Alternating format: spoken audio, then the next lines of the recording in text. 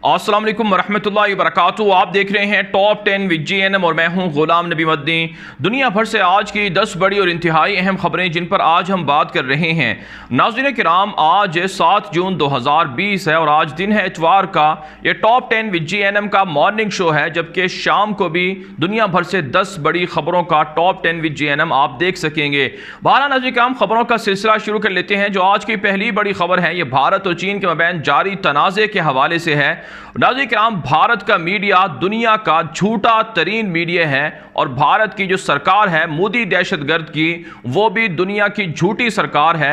यही वजह है नाज़रीन किराम, अवाम के साथ, दुनिया के साथ झूठ बोला जा रहा है पिछले 3 दिनों से कि चीन और भारत के दरमियान जो तनाज़ा है उसको हाई लेवल की जो मीटिंग होने जा रही है फौजी सतह की, जिसमें भारत से लेफ्टिनेंट जनरल के ओहदों के जो फौजी ओहदेदार हैं वो मुलाकात करेंगे चाइनीज़ फौजी हुकाम से और मामलात को ख़त्म कर दिया जाएगा। नाज़रीन किराम, भारतीय मीडिया झूठ बोलता रहा। कल भी भारतीय मीडिया पर यह खबरें चलती रहीं कि ये मीटिंग हो चुकी है और इसमें जो चाइनीज़ फौजी हैं वो पीछे हटने पर तैयार हैं।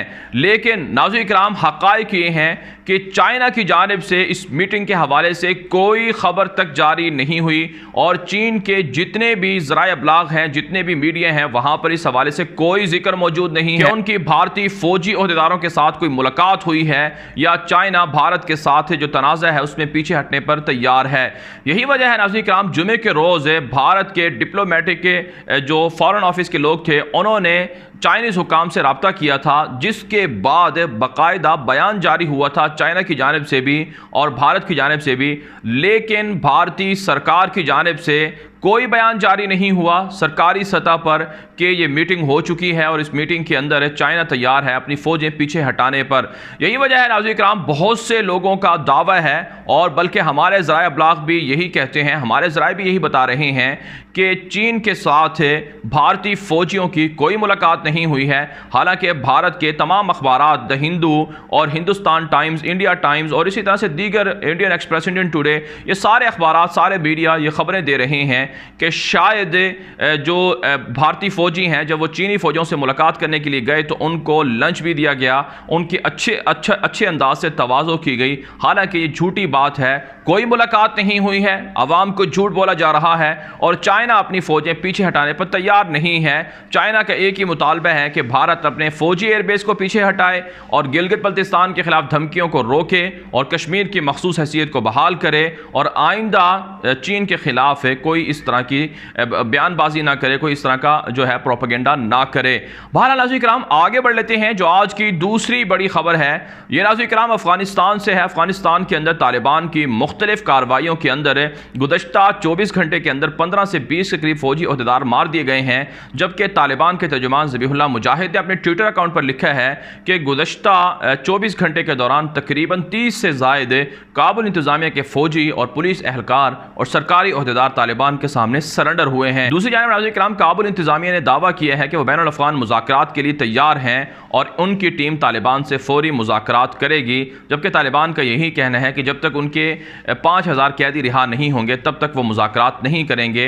ज़ल्मे खलीलज़ाद तालिबान से और काबुल इंतज़ामिया से और पाकिस्तान के हुकाम से मुलाकात के लिए दौरे पर हैं, जहाँ उनकी कतर के अंदर तालिबान रहनुमाओं से मुलाकात भी हुई है। तालिबान ने वाज़ेह और दो ठोक पैगाम पहुँचाया है कि जब तक कैदियों की रिहाई नहीं होगी, डेडलॉक रहेगा, तब तक तालिबान हमले भी करते रहेंगे और अमरीकियों को और काबुल इंतज़ामिया को नुकसानात भी बर्दाश्त करते रहना पड़ेगा। आगे बढ़ लेते हैं नाज़रीन किराम, जो आज की तीसरी बड़ी खबर है ये अफगानिस्तान के अंदर अमरीकी बमबारी और जारियत के हवाले से एक ताज़ा रिपोर्ट शाया हुई है, जिसमें कहा गया है कि गुज़श्ता 2 साल के अंदर 10 के करीब अमरीकी बमबारी वाले हमलों के अंदर कम अज़ कम 150 आम शहरी और 70 के करीब आम अफगान बच्चे शहीद हुए हैं। नाज़रीन किराम, अफगानिस्तान के अंदर अमरीकी जारियत से तकरीबन 10 लाख से ज़ायद अफगान अवाम शहीद हुए हैं और इसी तरह से 10 लाख से ज़ायद लोग तकरीबन ज़ख्मी भी हुए हैं, माजूर भी हुए हैं और अमरीका के और दीगर इत्तेहादी अफवाज के 10,000 से ज़ायद फ़ौजी मारे गए हैं और इस जंग में अमरीका को खरबों डॉलर का नुकसान हुआ है। यही वजह है अब अमरीका अपनी ज़िल्लत अमेज़ शिकस्त को लेकर अब अफगानिस्तान से भागना चाह रहा है। आगे बढ़ लेते हैं नाज़रीन किराम, जो आज की चौथी बड़ी खबर है ये मकबूजा कश्मीर से है। मकबूजा कश्मीर के अंदर भारत की बर्बरियत जारी है।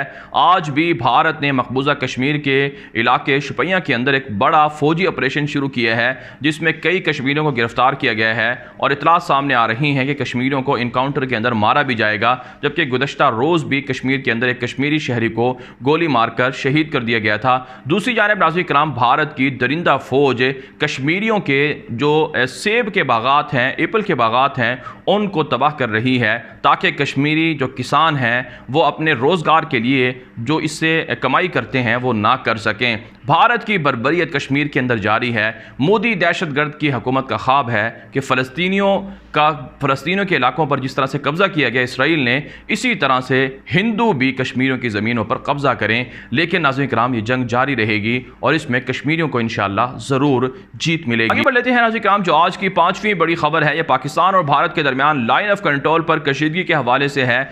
भारतीय फौजी मुसलसल पाकिस्तान की सरहदी हदूद की खिलाफ वर्जी कर रही है। गुज़श्ता रात को भी भारतीय फौजों ने पाकिस्तान के सरहदी इलाकों में गोलाबारी की, जिसके जवाब में पाकिस्तान ने भारत को अच्छा जवाब दिया, अच्छा रिस्पांस दिया, जिसकी वजह से कई भारतीय चौकियां तबाह हुई हैं और भारत के कई फौजी भी जख्मी बताए जाते हैं। भारत ने इल्ज़ाम लगाया है कि पाकिस्तान सरहदी हदूद की खिलाफ वर्जी कर रहा है, जबकि रवां साल 6 माह के अंदर तकरीबन 1250 से ज़ायद वाक़यात भारत की जानिब से रिपोर्ट हो चुके हैं। भारत के क्वाड कॉप्टर और भारत के जासूस तैयारे ये मुसलसल पाकिस्तान की सरहदी हदूद की खिलाफ वर्जी कर रहे हैं। पाकिस्तान की फौज अलर्ट है। किसी भी वक्त भारत ने फौज फ्लैग ऑपरेशन की कोशिश की, नाकाम जारियत की प्लानिंग की, तो उसे भरपूर जवाब दिया जाएगा। आगे बढ़ लेते हैं नाज़रीन किराम, जो आज की छठी बड़ी खबर है ये भारत से है। भारत के अंदर कोरोना बेकाबू हो चुका है। चीन, स्पेन और दीगर कई यूरोपीय ममालिक से भी ज़्यादा तादाद भारत के अंदर कोरोना की हो चुकी है। हुकूमत मुनासिब इक़दाम करने में और लोगों को कोरोना से बचाने में नाकाम है। लाखों मजदूर जो मुख्तलिफ शहरों से अपने आबाई इलाकों में वापस पहुँच रहे हैं, वो भी अपने साथ कोरोना को लेकर सफ़र कर रहे हैं, जिससे भारत के अंदर कोरोना की तबाही जारी है। दूसरी जानिब नाज़रीन किराम, काले कवानीन के ख़िलाफ़ एहतजाज करने वाले मुसलमानों की गिरफ्तारियाँ भी जारी हैं।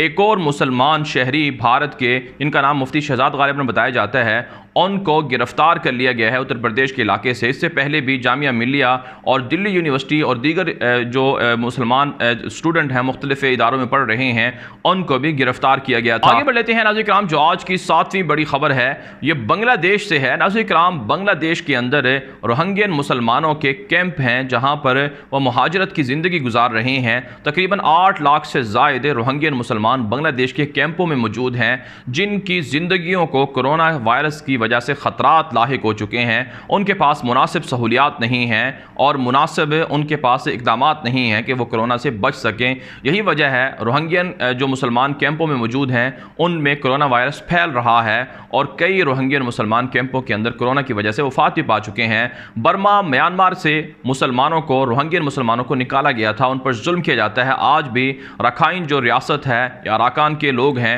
उन पर जुल्म किया जाता है, लेकिन इंसानी हकूक़ की तंजीमें हों या मुसलमान हो या क़ौम मुत्तहिदा हो, OIC हो, फिर भी इन मज़ालिम पर खामोश है। आगे बढ़ लेते हैं नाज़रीन किराम, जो आज की 8वीं बड़ी खबर है यह फ़लस्तीन, लुबनान, इसराइल से है।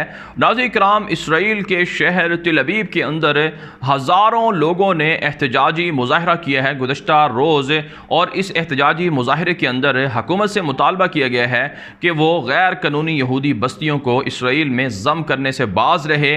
इससे बड़ी जंग का अंदेशा है। इस मुज़ाहरे के अंदर ना सिर्फ इसराइली थे बल्कि अरब भी थे और फ़लस्तीन के इलाकों में भी मुज़ाहरे जारी हैं। फ़लस्तीनियों ने लड़ने का, जंग करने का ऐलान कर रखा है कि अगर 4.5 लाख से ज़ायद यहूदी जहां मुकीम हैं फ़लस्तीनियों के इलाकों में, गैर कानूनी यहूदी बस्तियां, उनको इसराइल में ज़म किया गया तो फिर एक बड़ी जंग शुरू कर देंगे। इसके अलावा नाज़रीन किराम, लुबनान के अंदर भी इसराइल की दरअंदाजी जारी है।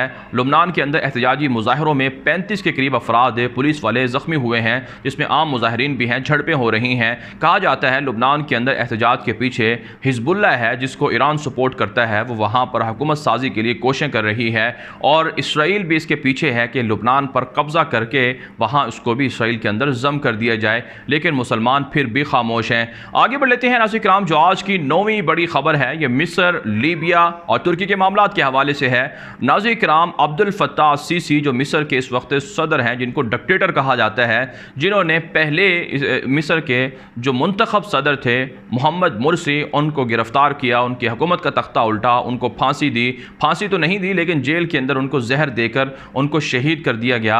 मोहम्मद मुर्सी के बाद अब्दुल फत्ताह सीसी ने इख्तिदार पर कब्जा किया और वहाँ मिस्र की न सिर्फ इकॉनमी को तबाह किया बल्कि मिस्र की आवाम को भी बेयारो मददगार कर दिया है। लीबिया के अंदर खलीफा हफ्तर बागी को सपोर्ट करने वाला एक मिस्र का अब्दुल फत्ताह सीसी भी है। लीबिया के बागी हफ्तर और इसी तरह अब्दुल फत्ताह सीसी के दरमियान मुलाकात हुई है गुज़श्ता रोज़, और इस मुलाकात में अब्दुल फत्ताह सीसी ने कहा है कि वो 9 जून से लीबिया के अंदर जंग बंदी कर रहे हैं, जबकि आप जानते हैं तुर्क फ़ौजें लीबिया की मुंतखब वफाकी हुकूमत फ़ायद सराज को सपोर्ट कर रही हैं और उनकी कार्रवाइयों के बाद बागी हफ्तर को, मिस्र को, मुत्तहदा अरब इमारात को और दीगर उनके सपोर्टरों को शिकस्त हुई है और अब वो भीख मांग रहे हैं कि जंग बंदी कर दी जाए। जबकि तुर्क फ़ौजों ने, रजब तय्यिब एर्दोगान ने और फ़ायद सराज ने इत्तिफ़ाक़ किया है कि हमले जारी रहेंगे और बागियों को हमेशा हमेशा के लिए वहाँ से निकाल दिया जाएगा। बढ़ते हैं नाज़रीन किराम, जो आज की 10वीं बड़ी खबर है ये ऑस्ट्रेलिया और चीन के मबैन जारी कशीदगी के हवाले से है। नाज़रीन किराम, ऑस्ट्रेलिया भी उन ममालिक में शामिल है जिन्होंने चीन से मुतालबा किया था कि कोरोना वायरस की तहकीकात की जाएं, क्योंकि चीन से कोरोना वायरस फैला है, जिसके बाद ऑस्ट्रेलिया और चीन के ताल्लुकात कशीदा हो गए और चीन ने 80% से ज़ायद ड्यूटी टैक्स आयद कर दी ऑस्ट्रेलवी अशिया पर और ऑस्ट्रेलिया से गोश्त को ख़रीदना भी बंद कर दिया और काफ़ी ताल्लुकात कशीदा हैं। और अब चीन ने ऑस्ट्रेलिया के लिए चीनी शहरियों को सफ़र करने से रोक दिया है, जिसके बाद कहा जाता है कि ये ममालिक यानी चीन और ऑस्ट्रेलिया के ताल्लुकात मज़ीद कशीदा होंगे और अमेरिका की तरह चीन को और इसी तरह से ऑस्ट्रेलिया को भी बाहमी तौर पर नुकसानात का सामना करना पड़ेगा। बहरहाल दुनिया भर से थी आज की 10 बड़ी खबरें। इन खबरों के हवाले से आपकी क्या राय है? अपनी राय कमेंट के जरिए से ज़रूर हम तक पहुंचाएं। अगर आप मज़ीद खबरें देखना चाहते हैं, तस्वीर वीडियोज़ भी देखना चाहते हैं, तो आप हमारे ट्विटर अकाउंट्स दुनिया मेरे आगे और गुलाम नबी मदनी को फॉलो कर सकते हैं। आज के लिए इतना ही, इजाज़त दीजिए। अल्लाह हाफ़िज़।